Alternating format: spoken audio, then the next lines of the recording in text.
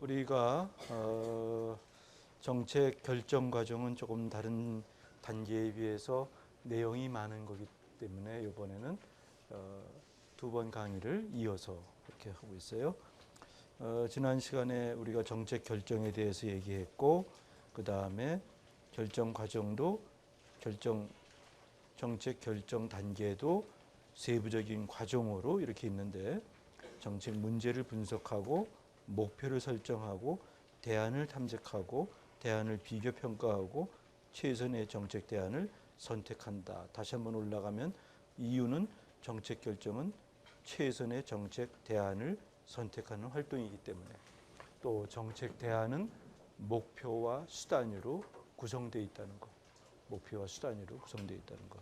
그 중에서도 정책 결정을 할 때는 정책 문제가 뭔지 다시 한번 정의하게 되는데, 그 이유는 뭐냐면 사회 문제는 우리가 몸이 안 좋을 때 내가 머리에 두통이 있어요라고 하지만 이제 병원에 가면은 다시 이것을 분석하게 돼서 이 두통이 바이러스에 의한 건지 어떤 거에 의한 건지 진단하게 되는데, 바로 이 과정이 정책 문제 분석이에요. 이해됐습니까? 사회 문제가 공식 안건으로 채택되어서 그 이후에는 다시 정책 문제로 분석됩니다. 정책 문제로 분석된다는 얘기는 그 개인의 만약에 우리가 두통이 있다면 병이 무엇인지를 진단서를 띄지, 바로 이 정책 문제 분석은 진단서를 띄는 거고 똑같은 거고. 그래서 결론은 정책 문제는 이것이다 라고 정의를 하는 거예요. 이해됐습니까? 정책 문제가 정의가 되면은 우리가 어떻게 이것을 고쳐야 될 것인가는 목표를 설정하게 되는데, 우리가 병원의 의사들도 마찬가지지만 두통의 원인이 바이러스에 의한 두통으로 결정됐다면 이것을 어떻게 치료할 것인지 목표를 설정하게 돼요. 목표를 설정. 즉 바이러스 인한 두통 하듯이 우리도 정책 목표를 설정하게 되면 거기에 맞는 대안들을 만드는데, 대안을 만든다는 얘기는 다시 한번 얘기하지만 목표에 맞는 수단들을 이렇게 선택하는 문제를 하고 있다. 오늘은 정책 대안 탐색에 다시 한번 들어가서 결과 예측까지 하게 돼요. 그래서 다시 한번 짚어보면은 정책 문제를 정의하기 위해서는 우리가 경계 분석, 분류 분석, 계층 분석을 한다. 이 경우에 문제가 잘못 정의되면은 제3종 오류가 발생하게 된다. 뭐를 잘못하면은 문제를 잘못 정의하면, 문제 분석을 잘못하면은 어떻게 돼요?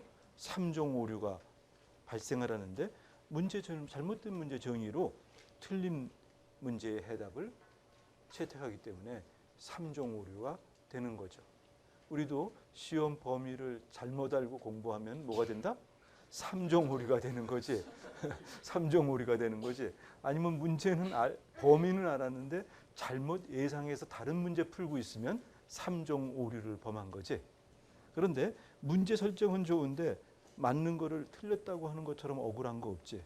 사지선다형 때 특히 맞는 건데 무슨 이유인지 그날은 생각이 기피해가지고 틀리게 하고 나왔어요. 1종 오류. 아주 치명적이지. 기분이 정말 아주 안 좋지. 응? 오랫동안 생각나잖아. 그지? 2종 오류는 문제 설정은 잘 됐는데 틀린 걸 맞다고 하는 거야. 틀린 걸 맞다고. 이런 경우 많이 있죠. 이런 두 번째 1종 오류나 2종 오류, 3종 오류가 아직까지 여러분 기억에 많았다면 여러분들은 공부한 만큼 성적은 제대로 안 나왔다. 오류를 없애야겠죠? 자, 이렇게 해서 관광 문제 한번 예시를 통해 봤고, 이렇게 한다는 것이 바로 정책 문제 분석이라는 거 했고, 정책 목표 설정, 타당성, 적정성, 일관성, 구체성을 가지고 목표를 설정한다. 대안 탐색으로 경험과 학습에 대해서 얘기했는데, 교과서로는 232쪽에 나와 있는데, 경험과 학습은 정책 결정할 때도 학습은 필요하다. 그래서 우리가 정책 학습이라는 얘기를 많이 하게 돼요. 정책 학습. 그래서 우리가 관광 정책을 공부할 때는 늘 관광 정책의 집행자인 문화체육관광부의 정보를 자꾸만 들어가게 되는데 안타깝게도 아쉽게도 그리고 좀 우리 공부에 도움이 안 되게 문화체육관광부의 자료에는 우리가 정책이 어떻게 됐는지 그 평가 결과는 어땠는지 이런 자료가 하나도 나와 있지 않아.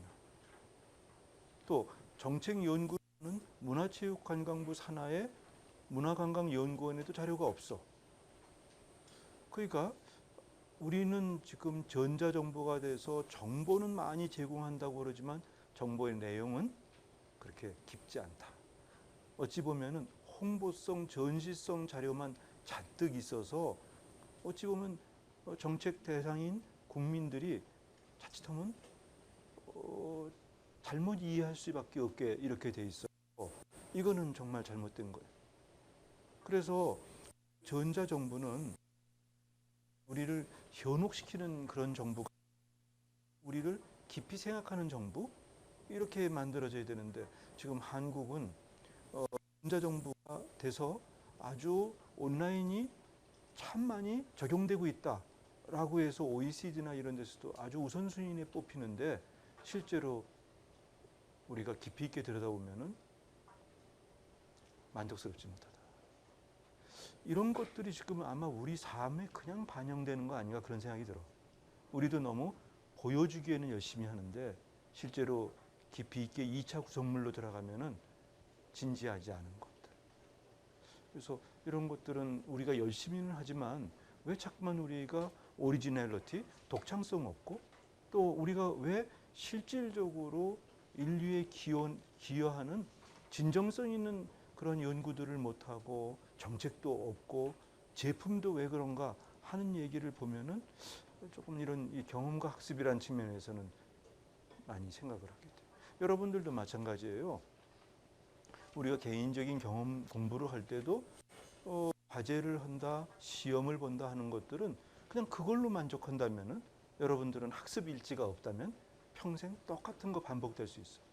그런 의미에서 여러분들도 이제 여러분 나름대로의 학습서가 있어서 여러분들이 그거에 대해서 성찰하는, 리플렉션하는 것들을 좀 있었으면 좋겠다. 이건 정부에만 하는 것이 아니라 우리 개인이 그런 준비가 안 돼 있다 보니까 정책을 담당하는 행위자가 돼서도 안 하는 경우가 많아요.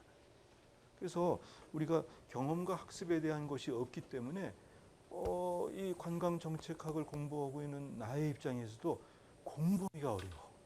자료가 있어야 공부를 할 거 아니에요? 자료가 있어야. 그러니까 자꾸만 어떤 수업에서 어떤 얘기를 하면 이렇게 가정할 경우 이런 얘기를 하고 내가 이렇게 주관적으로 가정한다면 이런 얘기를 많이 하는 게 그렇게 선진화된 모습은 아니지 않느냐. 이런 정책에 대한 경험이 학습화됐을 때 우리는 다른 나라들하고도 국제기구를 만들어서 이런 실수를 하지 않도록 서로 얘기해주고 다른 나라의 경험도 받아들이고 이러면 얼마나 좋겠어요. 그런 게 없어. 경영학 공부하는 사람들도 마찬가지라고요. 기업들도 그냥 홍보, PR만 잔뜩 했지 자기들의 경험에 대한 스토리가 신제품 만드는 스토리, 그 다음에 이렇게 실패했던 스토리, 마케팅에 성공했던 스토리가 없는 거예요. 그래서 우리 한국에서는 케이스 스터디가 이루어지지 못하고 있어요. 지금 이제 우리가 중국에서도 일본에서도 베트남에서도 이렇게 유학생들이 많이 오잖아. 오는 이유는 똑같은 책 배우려면은 베트남에서 여기 올 이유 없어. 오는 이유 중에 하나는 또 뭐가 있냐면 한국의 경험을 보고 적용시킬 수 있는 기회가 있다고 생각했을 때 오게 되잖아. 근데 그런 정보가 전혀 공유되지 않는다면은 이건 투명하지도 않은 사회이고 그렇다는 얘기죠. 그래서 이 경험과 학습이라는 건 나오면 나는 원래 나는 희노애락 감정 중에 노는 별로 없어요. 거짓말입니다. 요거는 조금 노가 들어가. 조금 화가 나. 근데 공부를 할 때 약간의 분노가 없으면 공부 잘 안 돼. 공부할 때 왜 이렇지? 이런 화가 났을 때 공부가 좀 되지. 그냥 냅둬. 그럴 수도 있지. 이러면 다 좋으면 공부가 잘 안 돼. 이게 잠깐 분노는 필요한 것 같아. 그다음에 두 번째, 지금 대안 선택하는 거야. 대안 선택하는 것은 목표에 맞는 수단을 찾고 있는 거야 지금. 그 수단을 찾으려니까 어떻게 돼요? 뭔가 그다음에 또 이론 모형을 통해서도 할 수 있어요. 그러면 잠깐 그거를 하기 위해서 234쪽에 나와 있는 정책 대안 개발의 예시를 머릿속에, 이건 예시야. 예를 머릿속에 넣으면서 하면 좀 이해가 빠를 것 같아서 하는 거예요 지금. 자, 우리가 대도시권의 고품격 숙박시설을 우리가 더 확충하는 거예요. 거기다가 세부 그거의 수단으로 뭘 정했냐면은 다국적 체인 호텔 유치를, 그다음에 내국 국내 기업 체인 지원 사업, 그다음에 세계적 체인 호텔 유치도 하고 국내 호텔 시설을 고급화시키는 이런 세 가지의 대안을 만들었는데, 여기는 지금 목표와 수단이라고 설명했지만 수목관계는 계속 연차적으로 이루어지지. 그러니까 우리는 뭘 목표로 했어? 대도시권 관광 고급 품격 관광 숙박 시설 확충을 정책 목표로 했지. 여기는 지금 목표로 있지만 또 그거에 대한 이것은 수단이지. 계속 목표 수단은 하나의 수목관계로 계속 연이어 이루어지는 거야. 그거에 대해서 여러분들은 반드시 구분할 수 있어야 돼요. 왜 교수님 이럴 때는 목표라고 그랬다, 여기서는 수단이라고 그래요, 이렇게 얘기하지 말고 기준이 뭐에 따라서 수목은 계속 전환되는 거야. 다시 말하면 목표가 있으면 다시 수단이 생기는데 또 다시 목표가 생기고 또 수단이 생길 수 있다 그러는데, 그게 아니라 여기서 뭐냐, 요 목표가 있을 때 수단은 다시 이 수단에는 이게 목표가 되는 거지. 이렇게 이어진다는 얘기야. 이렇게. 그래서 이거를 우리가 수목관계라고 얘기를 해. 수단과 목표의 이렇게 단계적 과정. 아마 우리 유학생들 조금 이해가 안 되면은 나중에 끝나고 좀 서로 물어봐. 이렇게 전문 용어를 압축했을 때는 잘 이해가 안 될 때 있어. 알았습니까? 너무 힘들어하지 말고 그럴 때는 옆에 있는 친구한테 물어봐. 아주 친절한 친구를 만나야지. 불친절한 사람한테 물어보면 답을 잘 안 해주니까 친절한 사람을 만나야 돼. 지금 농담이었습니다. 요즘은 나의 이렇게 뭐라 그럴까, 이게 잘 웃음을 가져오지 못해서 힘들어요. 나는 이렇게 이때쯤 되면 웃어라 그런다. 근데 웃지 않아요. 여러분들도 물론이지만 가정에서도 그래. 그래서 내가 조금 각성해야겠다는 생각을 많이 하고 있는데, 그런데 이제 요즘 내가 늘어난 조금 이 개그적인 측면에서의 위트라고 그럴까, 이런 거는 뭐냐면 나 스스로가 잘못하고 있다는 걸 알고 있다는 것. 그래서 내가 지금 농담했어요라고 내가 이렇게 얘기하는 이제 늘었어요. 옛날에는 나 혼자 삐쳐뜨렸어. 난 열심히 이러는데 왜 아무 반응들이 없지? 그래서 혼자 삐쳤는데 이제는 삐친 사람만 손해 본다. 그래서 차라리 내가 얘기한 건 농담입니다, 이렇게 얘기를 차라리 하는 더 전달력이 있다, 이렇게 하니까 혹시 여러분들도 몰라, 여러분 중에서도 그런 사람이 있을지 몰라. 나는 열심히 노력하는데 왜 웃질 않지? 그럴 때는 나처럼 솔직하게 고백하고 나 지금 농담하겠습니다, 이러고 시작하란 말이야. 우리가 이렇게 농담이란 단어, 그다음에 다른 사람하고 교류할 때, 또 수업을 할 때 항상 이렇게 내가 스테이지를 만들어야 되잖아. 이렇게 만들어줘야 되잖아. 이렇게, 그지? 그거를 아주 중요하게 생각하는 것 같아 지금. 근데 그거를 잘 못한다는 거겠지. 이론 모형으로 가게 되면은, 이론 모형은 뭐냐면은 우리가 지금 현재 여기 나온 것처럼, 자, 그러니까 대도시권에 고품격 숙박시설을 유치하겠다는 목표를 세우고 나서 그거의 수단으로 세계적 수준의 다국적 체인 호텔 국내 유치하자, 투자 유치하자, 또 국내 기업 체인화를 시키자, 아니면 이 둘을 같이 가자, 이렇게 세우잖아. 그럼 이거 세울 때 우리가 이론 모형을 한다는 것은 뭐를 의미하냐면은 그동안의 경험적 사례로 인과관계가 존재하는 이론 모형이 있다면 그 이론 모형에 근거해서 이런 수단을 구성하는 걸 말해요. 지금 이런 경우에 어떤 이론들이 들었을 수 있는가? 뭐 이런 것들을 연구해서 하는 것들이야. 그래서 우리가 국내 투자 환경에서의 게임 이론의 적용 이런 것들을 적용을 해. 게임 이론이라는 건 뭐냐면 국내 투자 환경은 역시 외국계 기업과 한국계 기업이 서로 누가 여기에 더 승자가 되느냐는 게임 이론이다. 그래서 이 게임 이론에서는 환경에 계약할 수 있는 환경, 즉 게임 이론의 결과물은 계약이니까 계약할 수 있는 조건을 주느냐에 따라서 투자가 이루어진다라는 이론이 있거든. 다시 말하면 외국 기업이 우리 한국에 투자하려니까 법인세 이런 거를 좀 탕감해 준다든가 또 그다음에 또 뭐 투자할 때 이용할 수 있는 토지를 쉽게 구입하도록 해준다든가 이런 게임의 조건이 있다면 어떻게 돼? 외국 기업이 투자한다. 또 국내 기업도 그렇다. 그러면 투자 환경의 조성이 계약 조건을 만들고 이 둘의 게임에 의해서 투자가 결정된다. 이런 이론들이 있거든. 이런 이론을 배우라는 건 아니고 바로 이론 모형에 따라서 수단이 결정한다는 것은 바른 이론입니다. 알았습니까? 게임 이론의 즉 투자 조건에 대한 서로 간의 하나의 갈등과 경쟁 이론이 있다는 것을 가지고 그 조건이 만들어지면 어떤 투자가 이루어질 거라는 대안이 만들어질 수 있거든. 이런 것들을 얘기하는 거지. 이거는 조금 어렵기 때문에 이제 공부를 더 해가면서 우리가 배울 거예요. 다시 말하면 이번 수업의 범위에는 속하지 않아. 이번 수업에. 근데 여러분들은 단지 알아야 될 것들은 바로 이론 모형의 근거에서도 대안 선택은 이루어진다. 이해됐습니까? 또 이해관계 집단도 여기에 중요해. 이해관계 집단들이 막 요구할 때 대안 선택이 이루어져요. 우리가 그런 거 관광에서도 많이 보잖아. 예를 들어서 카지노 같은 경우도 지역 주민들이 반대하는 경우 이런 경우는 아무리 좋은 대안도 들어갈 수가 없어요.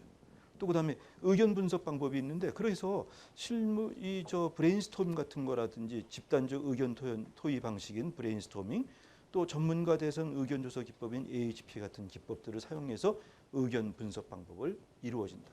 조금 전문 용어가 들어간 것들이 다 하려면 너무 많이 알아야 되기 때문에 이제 요거는 객관적으로 이렇게 큰 그림만 보려고 그래요. 그러면 정책 대안의 결과 예측도 해야 돼. 여기 우리가 다시 한번 표로 들어가면은 234쪽에 나온 표처럼 우리가 세계적 체인 호텔, 다국적 체인 호텔을 투자를 유치해서 12,000개를 한다. 그러면 세계적 다국적 체인 호텔을 유치를 받았을 때 우리가 예측하는 건 뭐냐면은 왜 12,000실이 필요하다고 얘기를 했냐면은 그것은 중국 관광객이 앞으로 연 15% 성장하고 그중에 고급 숙박 수요가 연 7% 성장한다면 20개의 확충이 예상된다는 거죠. 이것은 뭘 의미하냐면은 시계열 분석에 의한 결과야. 연평균 계속 증가하는 걸 보고서 추세 분석의 결과로 나온 결과예요. 그래서 우리가 결과 예측할 때는 여기 나온 것처럼 시계열 분석은 추세 분석을 하게 돼. 연평균 그러니까 한 해의 최근 3년 동안에 연평균 15%, 연평균 7%의 수요가 있었다는 것은 내년도 그렇게 하는 거 예측할 수 있지. 물론 틀릴 수도 있어. 하지만 확률적으로는 가능성이 크다는 거지. 돌발 혹은 촉발 사건이 일어나지 않는 경우에는 이런 것들이 쭉 이루어진다. 그래서 우리가 추세 분석들을 하잖아. 추세 분석들을. 그 다음에 선형교육법이라고 그러는 회귀 분석을 말하는 건데 회귀 분석 쓰고 있어요. 회귀 분석은 뭐냐면 이런 숙박가 할 때 미치는 영향 요인들을 앞에 추세 분석 좀 어려울 수 있어. 앞에 추세 단적 분석이라고 해서 시계열적으로 긴 시간을 두고서 변화되는 걸 보는 것들을 우리가 시계열 분석이라고 얘기해요. 시계열 분석. 그런데 이때 선형계획법은 모르면 횡단적 분석이라고 그래. 현 시점에서 현 시점에서 객실 수요가 발생하는 수요의 크기를 종속 변수로 봤을 때 객실 수요에 미치는 영향 요인들을 보고 이 영향 요인들의 변화를 가지고 객실 수요를 예측하는 거예요. 다시 말하면 객실 수요가 증가하려면 관광객 수가 얼마나 수요도가 있는지 수요도가 있는지 여기에 대도시에 집중하는 관광객은 얼마나 있는지 이런 도구로 해서 관광 수요에 미치는 영향 요인을 분석해서 영향 요인의 변화가 수요에 영향을 미친다는 이러한 인과관계를 통해서 분석하는 방법을 말해요. 이것들은 횡단적이야. 횡단적인 얘기는 오늘 시점에서 조사하는 거야. 횡단적이라는 얘기는 바로 오늘 이 시점에서 이런 인과관계를 조사해서 우리가 예측하는 걸 말해요. 그러니까 인과관계를 조사하는 것은 사람들이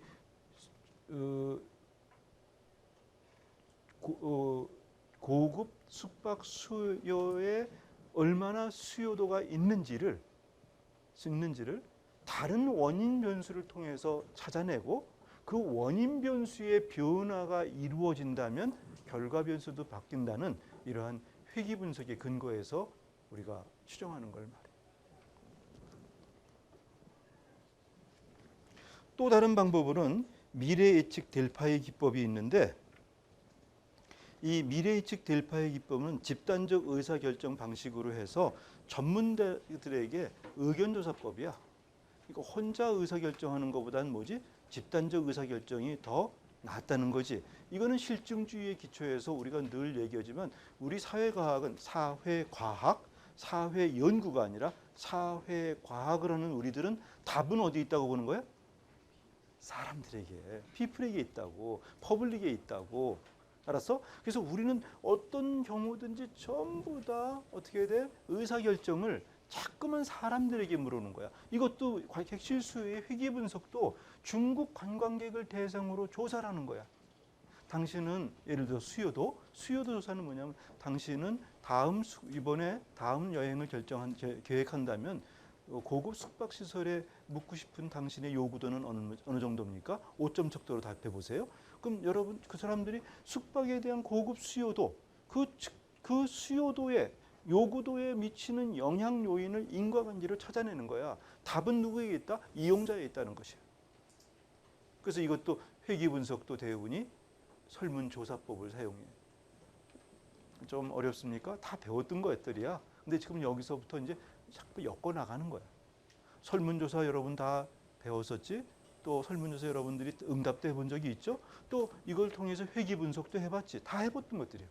이것들을 이제 이렇게 전부 다 정책, 경영 전략 이런 것들을 만들 때 다 이제 활용하기 시작하는 것들이에요. 미래 예측 델파이까지 하게 돼요.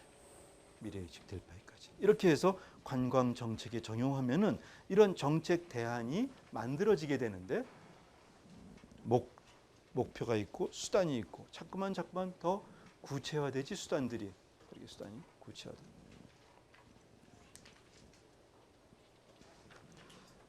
네 번째 단계로 갑니다.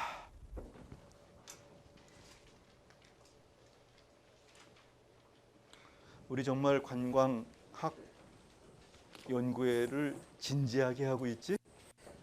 우리 정말 진지하게 하고 있지? 관광학 연구를 사실은 더 진지해야 된다고 생각해 나는. 관광자 아니면 여행자가 여행을 통해서 행복하려면 우리는 더 진지해야 된다.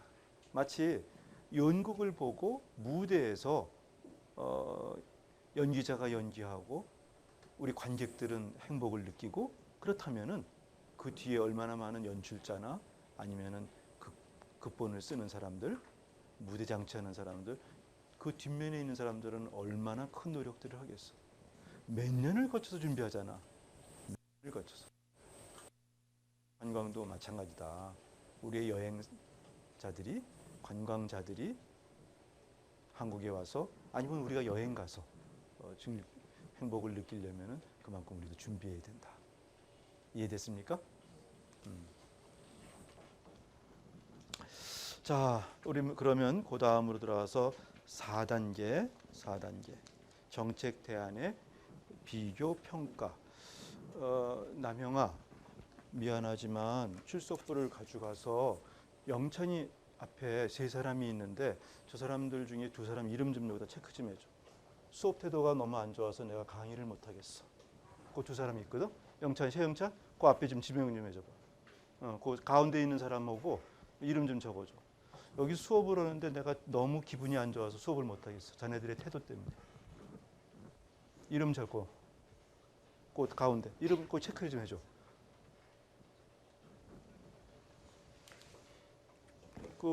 지금 얼마나 열심히들 수업을 듣고 있는데 그렇게 하고 있나.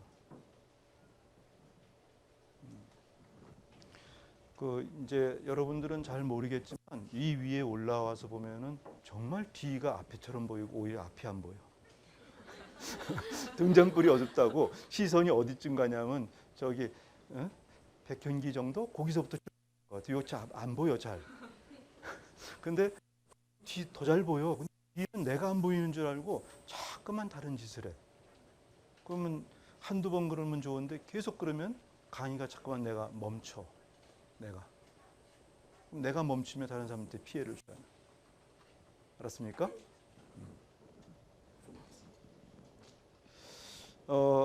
4단계는 정책 대안의 비교 평가로 넘어가는데 교과서 235쪽을 보면은 늘상 우리가 이렇게 입에 붙어 있는 얘기지만 한번 정리하고 지나가면은 이제부터 234쪽에 예시로 나온 대안 1, 대안 2, 대안 3을 우리가 안 되겠다.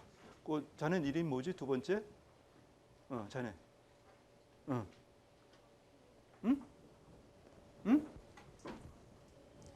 각혜영? 유학생이야? 중국에서 유학 왔어? 근데 지금 수업에 책상 좀 봐. 아무것도 없고 캔디 하나 딱 3개 놓고 있어. 그리고 계속 딴짓하고 있어.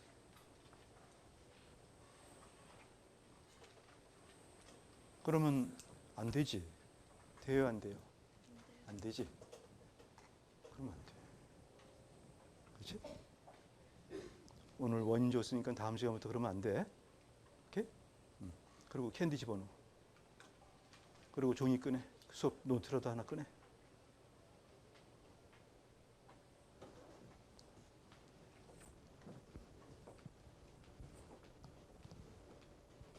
이제는 유학을 오고 또 우리 또 한국 학생들도 마찬가지고 이제 공부는 여러분들이 선택한 거기 때문에 선택한 거는 이제 나오고 약속한 거야 공부하기로.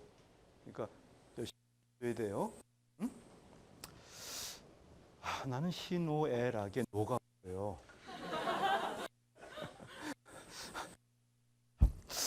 놓기도 쉽지 않은 일이에요.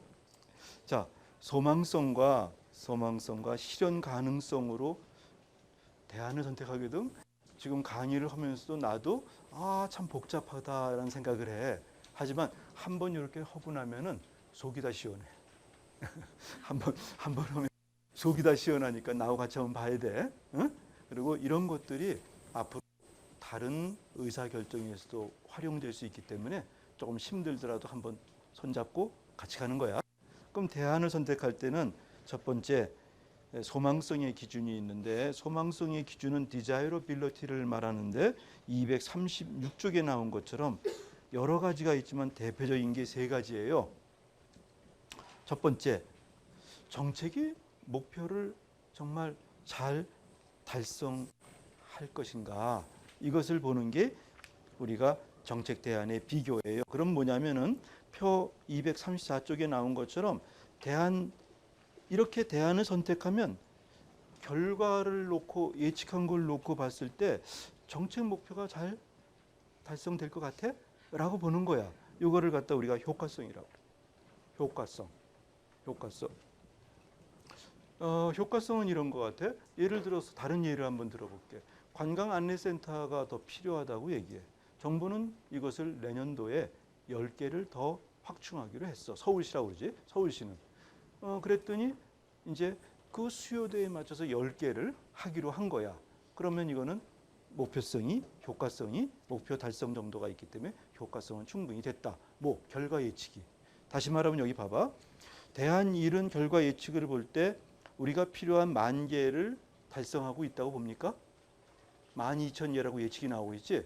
그러면 충분히 달성했네? 오히려 20%더 초과 달성이네? 동의합니까? 정책 대한2를 서면은 우리가 효과성에서 어떨 것 같아요? 20% 정도? 오히려 감소하고 있지? 목표 달성 정도가 조금 낮지? 이거 보고 있나요, 지금? 표 1, 8-1 한번 보는 거야. 그러면 대안 3을 보니까 어때? 목표가 적정하게 이루어지고 있네. 그러니까 효과성 측면에서는 대안 2가 조금 부족하고 1은 아주 우수하고 3은 적정성을 유지하고 있네. 그렇지? 그럼 능률성을 보는 거야. 능률성은 뭐냐면 여기에 투입 비용은 어떻고 그다음에 이걸로부터 나오는 편익은 어떤지를 봐야 되는데 실제로 얼마만큼 비용이 들어가고 이거부터 나오는 산출의 결과가 어떤 문제가 있냐면 우리가 책 교과서 236쪽과 230쪽에 나온 것처럼 모든 정책 활동의 비용과 편익이 화폐 가치로 발송될 수 없다는 환산될 수 없다는 좀 한계가 있어. 그래서 능률성이 잘 적용되지 못하는 경우가 있어.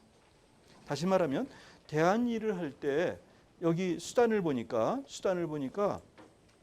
세제 감면이라든지 뭐 이런 것들은 비용에 속해. 그렇지?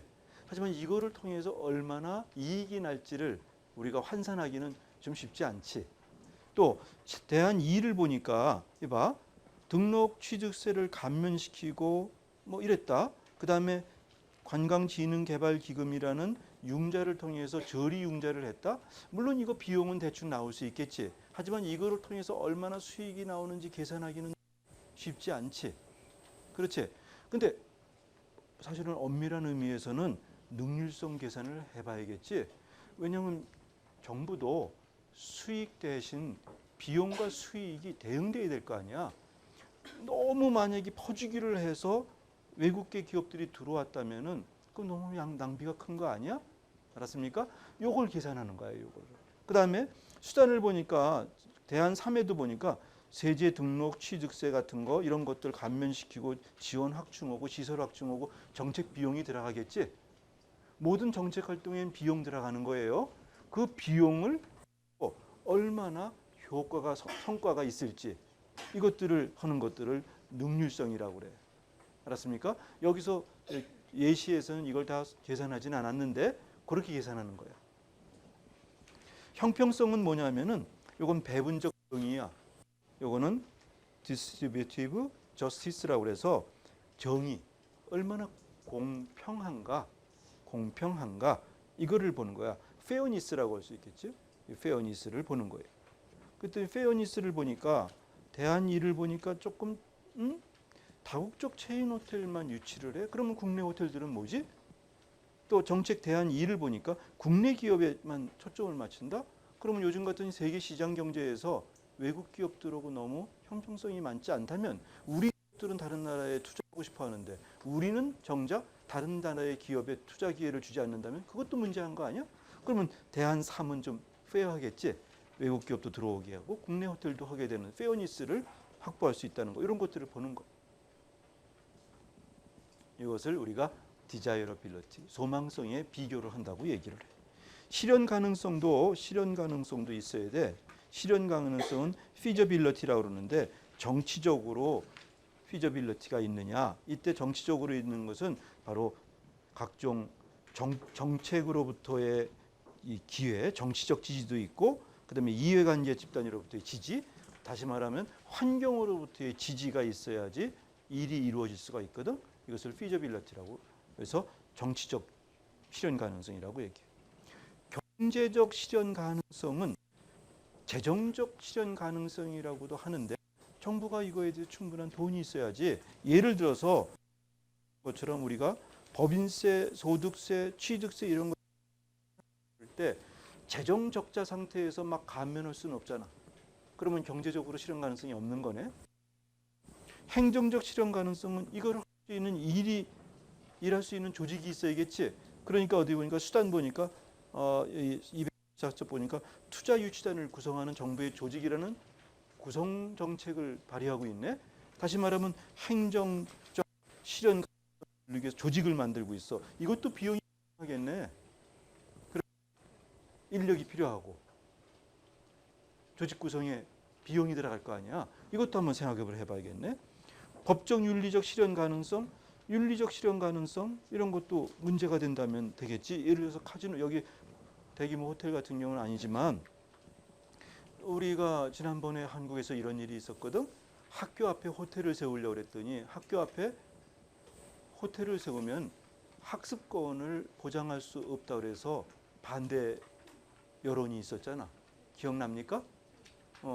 지금 얘기했었지만 그런 것들 같이 이렇게 법적 윤리, 즉 법상의 문제가 되는 거야. 교육법상에. 또 카지노 같은 경우는 윤리적으로 도박을 국가가 이렇게 강화할 수는 없지 않느냐. 이런 것 때문에 이제 문제가 생기는 실현 가능성에 문제가 있어. 그다음에 기술적 실현 가능성이 있는데 기술적 실현 가능성은 아무리 좋다라고 해도 실질적인 기술. 우리가 이번에 지진 사태를 이렇게 겪었지만 이제는 내진 설계가 제대로 돼 있지 않은 내진 설계 제대로 못하면 호텔을 세울 수 없겠지.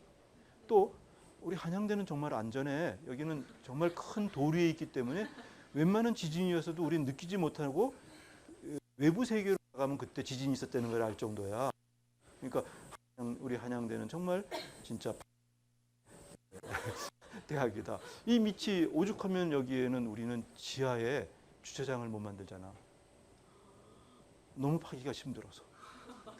대신에 1층이 지하인데 1층이에요. 이거 봐 이렇게.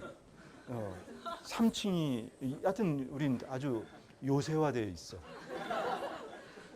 HIT 빌딩 있지? 거기는 원래 종합운동장이었더랬어. 10년 이제 1990년 초반까지는. 그래서 우리 과 무슨 배구대 같은 거면 거기서 이렇게 했더랬어. 그러니까 거기는 운동장인데 거기를 이렇게 지대를 높이고 흙을 보호했기 때문에 거긴 지하가 있어요. 뭐 이렇게 보기도 아주 약해 보이지? 우리는 어때? 튼튼한 게 정말 웬만하면은 이렇게 흔들리지도 않는 대단한 거예요.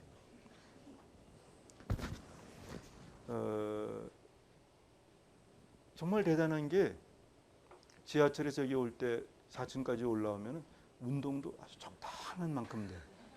적당하게 돼. 여기서 경영대는 조금 멀어, 그지? 깔딱고개를 넘어가야 돼. 예, 우리는 아주 좋은 위치에 있다는 거. 자, 이걸 가지고 그럼 아까 예시를 보면은 240쪽 보면 이런 예시가 나와 있어. 일반적으로 교과서에서는 소망성을 먼저 얘기하고 실현 가능성을 얘기하는데 실제 정책할 때는 실현 가능성하고 소망성을 먼저 하기 때문에 이렇게 써봤는데 이것은 순서가 조금 그럴 수 있다는 거 참고로 알면서 정책 1을 보니까 정치적으로는 이런 이해관계자들의 민원 소지가 있다는 거예요. 경제적으로는 해외 경제 불확실성, 법적인 문제가 있다는 거, 소망성에서는 효과성, 형평성이 있다는 거. 이것들을 가지고 이렇게 분류를 해봤어. 여러분들 시간 되면은 똑같은 대안 1, 대안 2, 대안 3이 이렇게 차이가 있구나 하는 것들을 알게 돼요. 자, 이렇게 됐을 때 여러분들은 여기서 이제 선택해야 돼. 실현 가능성이 큰 것, 그 다음에 소망성이 큰 것을 대안을 찾아내는 거야. 이제. 정답은 여기서는 없어 이제. 선택하는 거는 지금부터 누구의? 정책 결정자의 가치 판단이 중요하다. 다시 말하면 효과성에 중요성을 둘지 아니면 형평성에 중요성을 둘지 선택해야 돼. 만약에 효과성에 우리가 우선순위를 둔다면 정책 대안 2를 선택해야겠지. 하지만 형평성을 둔다면 어디에 둬야 돼? 정책 대안 2나 3에 둬야겠지. 이것들은 여러분들이 정책 결정자의 가치 판단이에요. 실현 가능성을 기준으로 할 때 정치적인 것, 경제적인 것, 법적인 것도 마찬가지야. 정치적인 실현 가능성에 대해서 우선순위를 둘 것 같으면은 우리는 어떻게 해야 될 것 같아? 이것에 가장 적은 정책 대안 3을 하겠지만 정치적으로 지지에 대한 반대가 있다면은 정책 1이 되겠지. 이렇게 해서 이제 판단을 하게 되는데 이때는 지금까지는 아주 절차적으로 객관적으로 합리적으로 해야지만 마지막 순간엔 뭐가 돼 있어? 다시 판단이. 그래서 사회과학은 항상 과학 마지막 부분에 있어서 주관적 인식이, 주관적 판단이 완전 제외되기는 쉽지 않다. 이것이 사회과학의 한계다. 이렇게 얘기들을 하는 거예요. 자, 그러면 다시 마지막 단계. 여기까지 오느라고 너무 힘들었어, 우리가 지금. 최선의 정책 대안을 이제 선택하는데 이 선택은 아까 얘기한 것처럼 소망성, 실현 가능성 이것들을 보고 지금 결정하는 거예요. 선택 과정. 240쪽. 정책 결정의 마지막 단계이다. 앞서 이루어진 정책 대안의 비교 평가 결과에 기초하여 최선의 정책 대안을 선택하는 과정이다. 실현 가능성 그리고 소망성 순위를 결정해야 한다. 그런 의미에서 정책 결정자의 정책 대안 선택은 곧 정책 결정자의 가치 판단의 문제라고 할 수 있다. 만일 정책 결정자의 판단이 지나치게 주관적이거나 대중으로부터의 지지를 받지 못할 경우 심각한 부작용을 초래할 수 있다. 따라서 최종 정책 결정자의 최종 선택 과정에서도 검증이 필요하다. 뉴먼 앤 썸머. 이를 위한 절차로 타당성 검증을 하거나 공청회 지지 확보, 정책 토론을 위한 설득 등이 제시된다. 사회가 다원화되면서 정책 결정 과정에서의 절차적 과정이 매우 중요한 요소로 등장하고 있다. 모든 것이 절차 이렇게 얘기를 합니다. 답을 자꾸만 혼자 정하지 사람을 통해서, 사회를 통해서, 퍼블릭을 통해서, 피플을 통해서 자꾸만 해나가란 얘기예요. 자, 이런 측면에서 241쪽에 보면은 권기현이라는 학자는 더원의 정책 분석 기준에 절차적 소망성을 집어넣어서 절차적으로 소망한 것도 알아봐야 됩니다. 참여가 정책 과정에서 이루어졌는지, 또 얼마나 수기했는지, 얼마나 합의했는지도 평가 기준에 더 포함하고 했는데 아직까지는 교과서에 올라올 만큼 학자 집단의 합의를 이루지 못했기 때문에 이렇게 참고로만 하는 거예요. 우리가 이렇게 아까 얘기한 것처럼 이론 모형이 이렇게 있지? 이 이론 모형이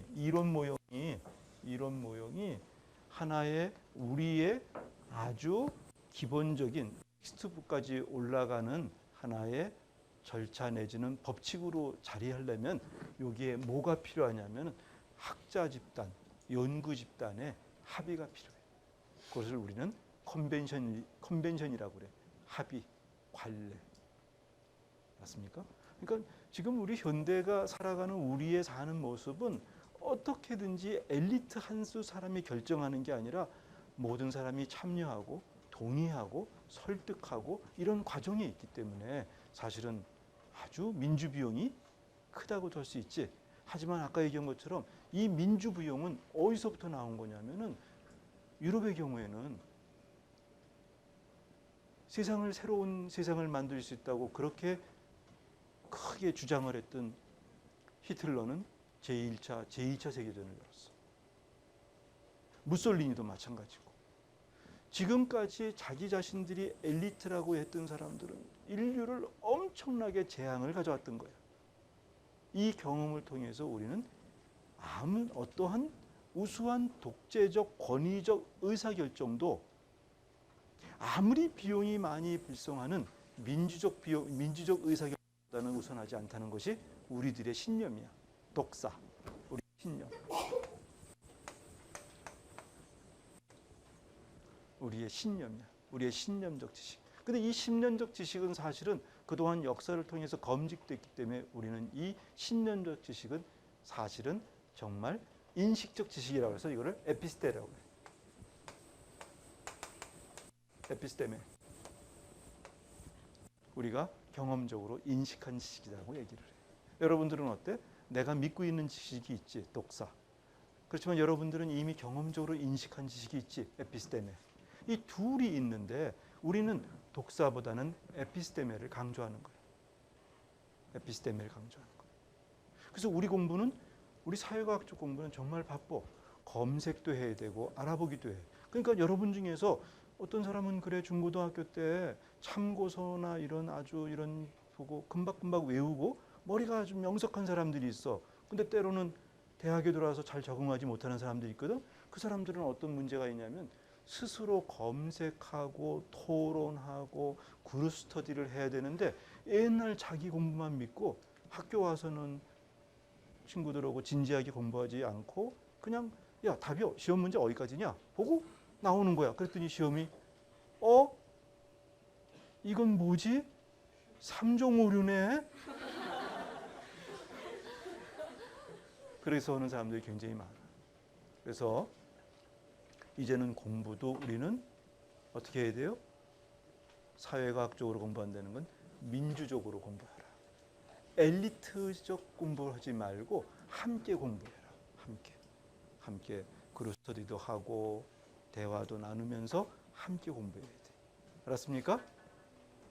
그리고 똑같은 사람하고 매일 함께 하지 마. 그렇게 되면은 네스팅 효과가 생겨. 다시 말하면 새 둥지 효과가 생겨서 거기서는 굉장히 잘한 것 같지만 나중에 알고 보니까 또 제 3종 오류가 생길 수 있어. 그래서 자꾸만 다른 사람하고도 해보고 또 처음 만나는 사람하고도 해보고 또 우리 유학 온 유학생들하고도 같이 해보고 생각이 다를 수 있으니까 이렇게 자꾸만 자기를 노출시키는 연습을 자꾸만 해. 이해됐습니까? 그래서 우리 관광학부는 정말 팀 프로젝트가 많지? 너무 많지? 행복한 줄 아세요? 자꾸만 이렇게 해보는 거야. 자꾸만 다시 말하면 내가 대학 공부는 나 혼자 똑똑하면 안 된다. 함께 공부하면서 이 속에서 그룹 스터디를 통해서 컬렉티브 인텔렉추얼 다시 말하면 집단적 지성의 힘을 키워나가는 걸 배우는 거야 지금. 나도 어떤 때는 학생들이 가끔 그래 불만을 얘기할 때 있어. 교수님 너무 팀플이 많아서 공부를 해도 전부 다 저는 그냥 평균이 돼버리는 거예요. 그리고 저 친구는 정말 싫은데 꼭 그 친구가 저한테는 운명적으로 껴요. 쟤는 매일 무임승차하는 거예요. 그래. 그런데 우리 답은 뭐냐? 세상에는 무임승차하는 사람이 항상 있다. 나도 집에서는 무임승차해. 응? 나는 숟갈만 들고 왔다 갔다 해요. 이러고서 살잖아. 결국 그런 사람이 살게 돼 있으니까 그렇지만 함께 해봐라. 그리고 또 거기서 리더도 돼서 무임승차할 수 없는 조건도 만들어봐라. 자꾸만 하면서 공부하는 거야. 이 과정인 거야 특히. 이해됐습니까? 근데 우리는 지금 이 수업에서는 팀프를 할 수 있는 여건이 못 돼서 미안합니다. 팀프를 한번 해볼까요 우리도? 아주 이 정책은 1학년 수업이지만 조금 배워야 될 게 좀 있기 때문에 이 지식을 조금 하기 때문에 조금 힘들어요. 물론 우리가 팀프를 하려면 기본적으로 공유된 지식이 있어야겠지. 너무 지식이 아무것도 없으면은 사실은 재고 지식이 없는데 자꾸만 아이디어 내라 그러면은 때로는 잘못할 수도 있고 또 여러분 중에 영특한 사람들은 한 2번만 하고 나면 똑똑해져서 이 수업 가서도 그거 한다 그러고 저기 가서도 그거 해서 팀플을 똑같은 제목으로 여기저기서 팔고 있는 사람도 있어요. 누구는 알고 있어? 교수님들은 알고 있어요. 아주 얄밉지. 하지만 여러분들이 지금 보니까 팀플을 그래도 겉으로는 아니지만 본질적으로는 요구하는 것 같아서 학기 말쯤은 한번 해보려고. 본질이 아니었습니까? 그리고 어제 낸 과제가 있는데 읽어봤더니 아주 재미있게 썼는데 지금 생각은 다음 주 화요일 수업에서는 그 사람 중에 찬성과 반대를 그래도 한 사람이 있어요. 또 반대한 사람이 많지. 근데 부분적으로 찬성한 사람도 있어. 토론시켜서 수기간을 가져보려고. 맞습니까? 어떤 경우에는 교수님들은 무조건 여러분들이 정답만 쓰기를 원하지 않아 아주 발상의 전환, 일부러 한번 반대 한번 해보고 일부러 한번 찬성해봐서 논리 만들어 보는 거야. 왜? 사회에 우리의 지적 판단의 영역을 확장시키려고. 누구나 다 찬성하고 누구나 다 반대하면 확장이 안 되지. 그렇지. 오죽하면은 카톨릭에서는 성인 사람인데 신 정도의 능력 평가받아야 된다는 성인을 이번에 텔레사 수녀가 이제 성인으로 이렇게 책정됐는데 이런 과정에 중요한 제도가 하나가 있어. 그게 뭐냐면 데블스 애드버키트라고 해서 악마의 변호인이라고 해서 한 사람은 무조건 테레사 수녀가 성인으로 책정되지 않아야 되는 이유를 계속할 의무를 갖고 있어. 그 사람은 계속 반대하는 거야. 그 사람은 이럴 수 있지. 남들이 다 좋다는 사람을 본인만 반대하기가 쉽지 않잖아. 이 사람은 그거를 의무로 알고 있는 거야. 여러분 중에서도 팀플 할 때 그런 거 지명할 수도 있어. 야, 네가 한번 데블스 애드보케이트 한번 해봐. 너는 지금 우리가 하는 얘기를 무조건 반대해봐. 우리가 하는 얘기가 잘못됐다고 무조건 끄집어내봐. 한 번쯤은 있겠지. 응? 이런 시스템. 그래서 우리 과제도 그렇게 한번 해보려고. 자, 이렇게 해서 하는데 여기서 요 지정을 242쪽 보면 이렇게 얘기하고 있어요. 앞에 우리가 이제 예시를 들었던 것들이 있는데 앞서 예시되었던 관광 정책의 적용의 예로 돌아가 보자. 이제 정책 대안의 비교 평가 결과에 기초하여 최선의 정책 대안을 선택해야 한다. 이는 가치 문제라고, 가치 판단의 문제라고 할 수 있으며 나는 지금 242쪽에 있어요. 소망성과 실현 가능성이 중요한 기준으로 적용한다. 관광 정책 결정자의 판단이 중요하다. 효과성에 우선을 둘지, 형평성에 둘지, 또는 참여성, 수기성, 합의성의 절차적 소명성이 고려되어야 할 것이다. 여러분의 판단은 어떠한가? 정책 대안 1, 정책 대안 2, 정책 대안 3. 이것은 제4절 정책 결정 모형과 경험적 연구에서 소개된다. 갈 거야. 이제 갈 거야. 답은 아직 못 주고 있는 거지? 아, 참 예쁘게 썼다. 자, 그런데 자, 여기서 중요한 거 나오니까 기대하시라. 정말 중요한 개념이 나와. 뭐냐면 합리적 정책 결정의 제한 요인. 그런데 지금까지 우리가 수업 전에 한번 합리성이라는 설명을 내가 한 적이 있는데 합리성 도대체 내가 합리적이다 경험적이다? 경험적인 것은 그래 이해할 수 있어. 우리가 실제로 감각적 경험으로 다시 말하면 관찰이나 실험을 통해서 알 수 있는 것들을 우리가 경험적이라고 하는데 도대체 많이 쓰고 있는 합리성은 뭘까? 이런 고민 생기잖아. 이것을 여기서 드디어 설명하고 있어. 누가 설명하고 있냐? 243쪽에 보면은 사이먼이라는 학자가 합리성의 개념을 명확하게 진단하고 있어. 뭐라고 진단하느냐? 합리성은 실질적 합리성, 절차적 합리성으로 구분하고 있는데 실질적 합리성은 목표 달성을 위해 적합한 행동 혹은 정책 대안이 선택되는 정도를 말해. 사이먼은 이런 합리적 실질적 합리성에는 두 가지 가정이 존재하는데 하나는 목표의 존재이고 다른 하나는 행위자의 실질적인 선택이 중요하다는 거예요. 하지만 사이먼은 이런 얘기를 해. 행위자는 정말 인지 능력을 갖고 있는가? 그렇지 못하다는 거예요. 그래서 우리가 자 합리적으로 한다는 것은 내 이성적 사유로서 적합한 판단을 내리는 것을 합리적이라고 얘기했어요. 다시 한번 얘기할게요. 합리성의 사전적 정의는 합리성은 나의 이성적 사유로 적합한 판단, 내 이성적 사유로 적합한 판단을 하는 것을 우리는 합리성이라고 그래요. 이성적으로 판단할 때 적합하다는 거야. 이성적으로. 내 이성적으로. 이성적이라는 것은 관념적으로 보는 거야. 내가 예를 들어서 카지노를 더 확장시켜야 된다, 안 해야 된다. 나는 이것을 이론적으로 그동안에 배운 것도 있고 다 내 머릿속에 재고 지식이 있는데 이거를 가지고 사람들은 보통 판단해요. 어떻게 판단해요? 정말 이거 정말 필요할까? 카지노가 뭐지? 그리고 카지노는 경제적인 효과도 있다. 카지노는 사회적 부작용이 있다. 그런 판단인데 그렇다면 나는 이걸 어떻게 결정내야겠지? 그런데 이렇게 나는 결정하자. 카지노는 필요하다. 그런데 카지노의 성공 사례를 보니까 라스베가스나 싱가포르 같은 데는 카지노가 성공하고 있다. 그러므로 나는 카지노의 유치에 찬성한다.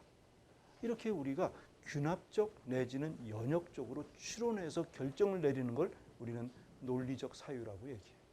논리적 사유는 달리 말하면 어떤 일반 전제를 만들어서 내가 주장을 하는 것, 아니면 내가 특정 사례들을 보고서 내가 결정하는 것, 균합법 이렇게 나눠지지.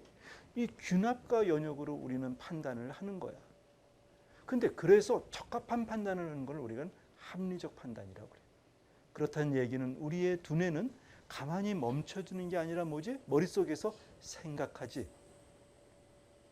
내 머리는 가만히 암기만 하는 게 아니라 사유하지. 뭐 어떻게? 논리적으로. 이렇게 논리적으로 사유해서 만들어진 결과를 우리는 합리적인 판단이라고 그래요. 근데 그렇지 않고 우리는 즉각적으로 머리에 떠오르는 판단이 있지. 이거를 우리는 뭐라고 그래? 직관적 판단이라고 그래요. 직관적 판단은 미루어 생각하는 게 아닌 거야. 다시 말하면 균합적으로나 연역적으로 이렇게 판단하는 사유의 과정이 없이 그냥 떠오르는 판단. 직관적 판단. 안 돼. 돼. 먼저 주장을 하지. 왜 되는데? 안 될 것 같으니까. 왜 안 돼? 안 될 것 같으니까. 먼저 판단하는 거? 이건 직관적 판단이죠. 알았습니까? 직관적 판단이라고. 또 직관하고 비슷한 말은 뭐 있지? 감각적 판단이지. 카지노는 글자가 싫어. 카지노라 그러면 난 괜히 아프다? 뭐 이런 거 있지. 감각적인 거. 요새는 이 감각도 판단에 얼마나 중요한 영향을 미치고 현대인들은 감각적 판단을 너무나 많이 활용하기 때문에 오죽하면은 스타벅스나 이런 데 가보면 어떻게 돼? 아로마라든지 디자인 같은 거에서 무조건 좋아요 그러잖아. 너 저 집 왜 가는데? 화려해서. 너 저 집 왜 가는데? 거기 가면은 향기가 아주 좋아. 난 스타벅스 가는 이유가 그 커피 향 때문에 간다? 이런 것들. 요즘은 사람들이 감각적 판단을 해서 파충류화되고 있다고 그러잖아. 지금. 생각은 안 하고 재고지식도 없고 합리적으로 생각도 안 하면서 뭐를 감각적으로 판단한다. 친구 중에 그런 사람 꼭 있지? 누구야? 옆에 있어. 아시나. 여러분 중에 꼭 그런 사람이 있지? 근데 실제로 최근에는 감각적 판단이 다른 어떤 판단보다 우세해지는 경향을 보인다. 그 이유 중에 하나는 뭐냐면 우리가 컴퓨터 검색을 하기 때문에 생각하지 않는다. 내 판단이 아니라 검색? 내가 사유에서 생각하는 게 아니라 나와 있으니까. 이렇게 되면 사람들은 지식은 어디에 있어? 여기에 있지 않고 스마트폰에 있는 거야. 지식이 어디 있어? 여기 있어. 그러니까 사람들은 지식은 여기 있고 나는 뭐만 한다? 파충류처럼 감각만 해.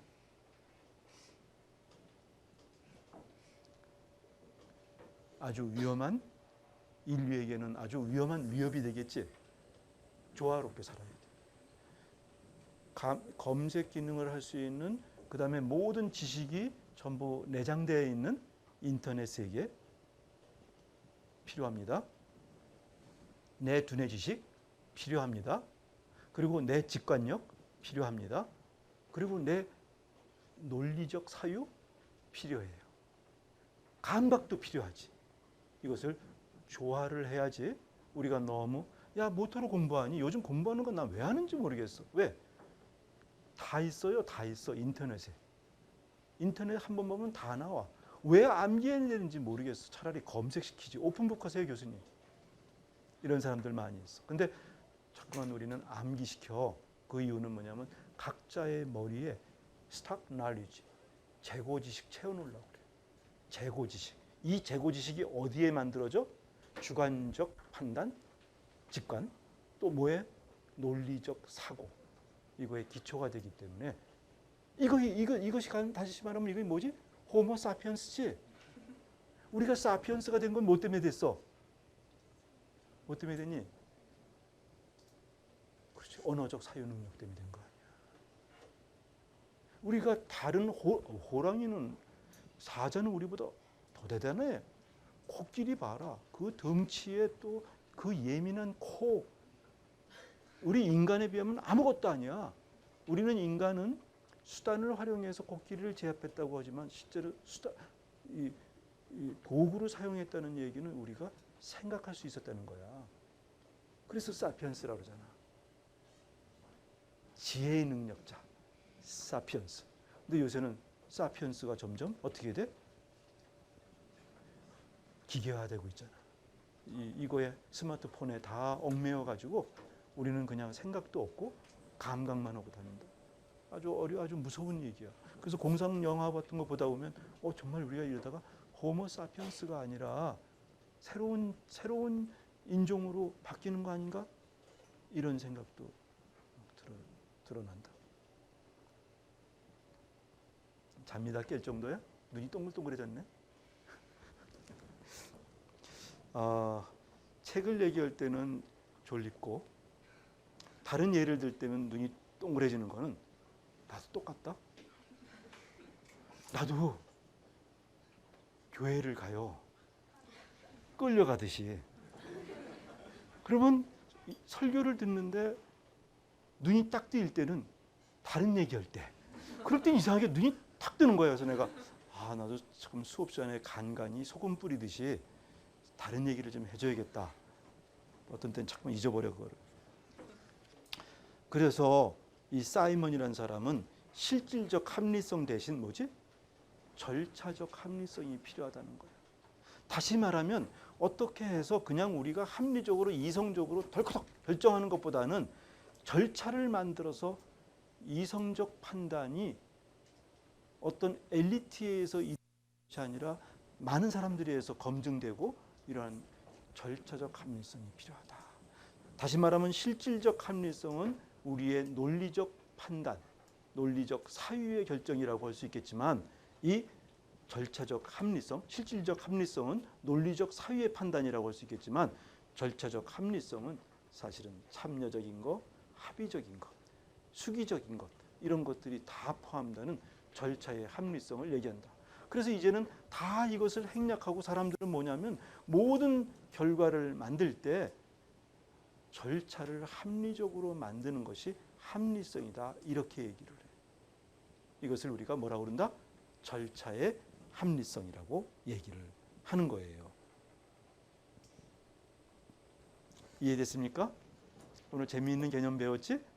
그래서 우리는 현대시대에 개인 한두 사람의 논리적 사유의 결과가 아니라 뭐지? 절차의 합리성, 절차적 합리성을 얘기하는 거예요. 그래서 정책 대안을 선택할 때도 이렇게 치밀하게 절차를 만들어서 최종 결정에 이르도록 만드는 거예요.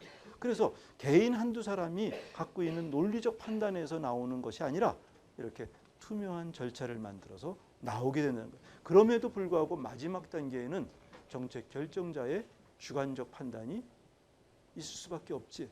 그런데 그거를 어떻게든지 우리는 최소화시키려고 노력들을 하는 거예요. 최소화시키려고. 이해됐습니까? 근데 이것을 제한하는 것은 역시 정책 결정자의 인지 능력이라는 얘기를 했는데 이거는 누구하고 똑같아? 사이먼이 지적한 거고 똑같아. 정책 결정자는 인지 능력의 한계가 있기 때문에 이가 혼자 결정해서는 어떻게 돼? 합리적인 판단할 수 없어. 또 정치 체제도 마찬가지야. 그 체제가 합리적인 결정이 아니라 정치적으로 이루어진다면은 정책은 합리적으로 판단될 수 없어. 정책 환경도 마찬가지예요.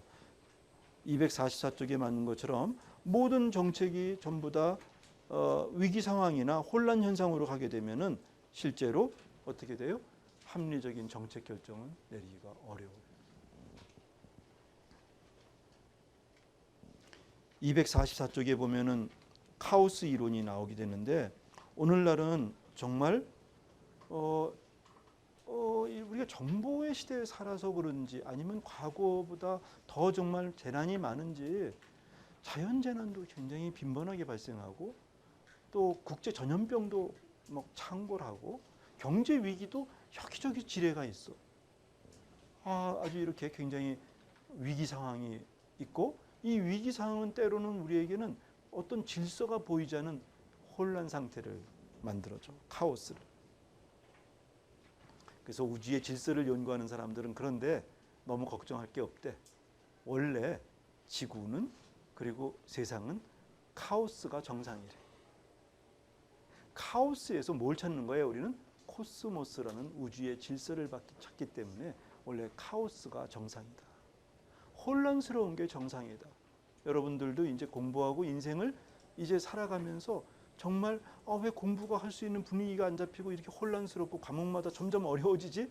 카오스가 정상이다. 그 속에서 뭘 찾는 거예요? 우리는 질서, 코스모스 찾는 거예요. 카오스가 정상인 거야. 카오스 속에서 뭘 찾는 거야? 질서 찾는 거예요. 그렇게 설명이 되겠지? 그래서 정책 결정이라는 것 사실은 카오스적이야.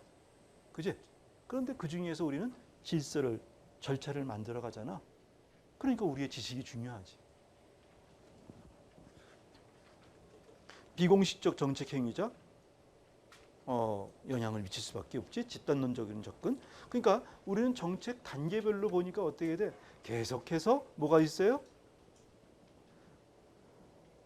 체제론적인 접근, 환경에 영향을 미친다, 집단이 영향을 미친다. 계속 나오지? 나오는 거예요. 자, 245쪽 정책 결정 모형은 여러분들의 학습 범위를 조금 벗어나는데 지난 시간에 얘기한 것처럼 참고로 이제 공부를 하는 거예요. 자, 합리 모형이라는 게 쭉 있고 절충 모형이라는 것이 있는데 합리 모형은 목표 달성의 극대화가 중요하다라는 의사결정을 내리는 것을 우리가 합리 모형이라고 얘기를 해요. 그런데 여기서 합리 모형은 소망성이나 실현 가능성 때문에 늘 합리적으로 결정될 수는 없어. 그래서 나오는 것들이 절충 모형이 나오는 건데 이 합리 모형은 다시 말하면 이것들이야. 우리가 정책 대안으로 잠깐 다시 한번 넘어가면은 234쪽에 나온 거 잠깐 보면은 정책 대안 1, 2, 3이 있어. 답으로 보면 정책 대안 1이 합리 모형이야.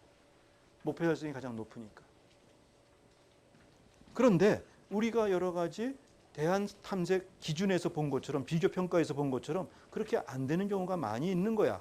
이것 때문에 우리가 만족 모형이라고 해서 어떤 다른 이해관계 집단으로부터의 만족을 얻을 수 있는 것들, 반대가 적은 것, 이런 것들을 우리가 선택한다면 그거는 만족형 모형인 거야. 자, 여러분들은 생각해봐. 정책 대안 1, 2, 3이 있었어. 여러분들은 합리적으로 결정한다? 가장 목표가 극대화되는 거 선택한다면 여러분들은 합리주의자야. 그런데 반대할 걸 생각해서 대안 2를 생각한다면 여러분 만족주의자야. 점증 모형은 뭐냐면은 만족 합리 모형은 합리 모형인데 극대화를 조금 감소시키는 거야. 그래서 점증 모형은 아니야. 이렇게 극대화까지는 20% 증가까지는 아니지만 절충을 좀 해야겠지. 점증 모형 정도로 가야겠지. 이렇게 생각하는 거예요. 그런데 혼합 탐사 모형으로 간다는 얘기는 뭐냐면 합리 모형과 만족 모형을 절충하는 거야. 그렇다면 혼합 탐사 모형은 대안 2 정도가 되겠지. 대한이는 혼합 탐사 모형이겠지. 혼합하는 거야. 그 다음에 최종 모형도 혼합 모형이야. 혼합하는 거. 혼합하는 거. 점증 모형은 만족 모형에서 우리가 12,000 객시를 한다는 걸 조금 낮춰서 얘기하는 거야. 그래서 어찌 보면 합리 모형과 점증 모형은 목표 극대화에 거의 가깝지.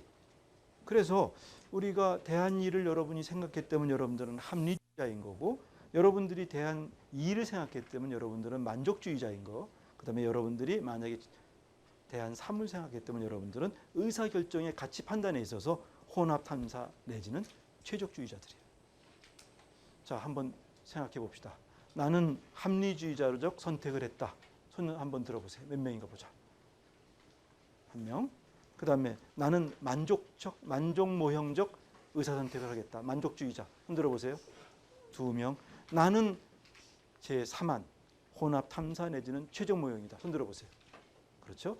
대부분이 지금 현재 절충 모형들을 선택하는 경향이 크고 있어. 하지만 우리가 여러분 중에 합리와 만족이 고수한 사람들인데 이 사람들의 의견은 비록 소수이지만 우리의 사유의 영역을 확장시키는 사람들이야. 대단한 사람들이지 이 사람들은. 그렇지? 이 사람들 때문에 우리의 생각이 확장되고. 그래서 우린 토론해 보는 거야. 그렇지? 한번 해볼 필요가 있겠지. 자, 이렇게 해서 여러분들의 의사결정은 판단한 거야. 그럼 여러분들은 절충 아닌 정책 대안 3을 지지하는 사람들이 많았다는 결론을 내가 내리는 게 아니라 여러분들이 내려줬어요. 자, 이러한 우리가 합리 모형적 혹은 절충 모형적 의사 판단 외에 다른 의사 판단이 있는데 이거를 우리가 경험적으로 저기서부터 우리에게 고민되는 건 뭐냐면 이렇게 합리적인 판단 외에 경험적 판단이 있다. 경험적 판단. 실제 현실에서 다른 결과가 나타나는 것들이야. 이것들은 시간이 조금 부족하긴 하지만 조금 설명하고 다음 시간에 또 한번 해줄게요. 근데 오늘은 이제 한번 보자. 그건 뭐냐면 250쪽을 보면 개정판을 보는 사람하고 일판을 보는 사람하고 페이지가 조금씩 다른데 참고해서 보도록 하세요. 250페이지 보면은 경험적 모형인데 첫 번째 연합 모형이 있어요. 연합 모형은 뭐냐면은 정부가 의사결정을 할 때 정부의 의사결정은 사실은 똑같은 의료관광 정책을 결정한다고 그러면 아니면 지금 현재 우리가 예를 들었던 호텔을 결정한다고 그러면 여기에 정부에는 누가 관계되냐면은 대도시권 그러니까 서울시라는 지방정부, 그 다음에 문화체육관광부, 토지계획과 관련되기 때문에 건설교통, 국토, 최근에 또 부처 이름이 많이 바뀌었기 때문에 어쨌든 건설교통이라고 하고 이렇게 세 부처, 네 부처가 아니면 교육부까지 관계돼. 그렇지. 호텔을 세우기 때문에 많은 부처들이 여기에 관계돼 있어. 다시 말하면 이 부처들이 관계돼 있는데 이들이 우리가 생각할 때는 공익에 의해서 의견이 하나밖에 없을 거라고 그러지만 실제로는 다 달라요. 교육부의 입장 다르고 건설교통의 입장이 다르고 문화체육관광 입장이 다르고 서울시의 입장이 달라. 이들이 잘 협의하고 하나의 의견을 만들면 좋은데 뭐를 기준으로 해서? 공익을 기준으로 해서. 그런데 사실은 이들은 공익의 기준이 아니라 조직 이익 극대화에 초점을 맞추는 경우가 있어. 난 호텔 들어서는 건 모르겠어요. 나는 교육 여건이 중요해. 라고만 주장하는 거야. 그래서 의견이 막 달라지는 거야. 그래서 이렇게 연합적으로 협의되고 조정돼서 절충안이 나오는 경우가 굉장히 많아요. 현실 속에서는. 이해됐나요? 상상할 수 있나요? 내가 직접 의사결정을 안 해봤지만. 그래서 연합 모형은 어떤 의미냐면은 자기 조직 이익 극대화만 되기 때문에 결국은 협의와 조정이 필요한데, 그래서 우리가 국무조정실이 있죠. 총리실에. 들어봤지? 총리실에는 국무조정실이라는 것이 있는데 여기서 조정을 해서 결정을 하게 됩니다. 최근에는 이러한 연합 모형이 너무 팽배해져서 정부 간에도 협의가 잘 안 이루어져. 조정도 안 이루어져.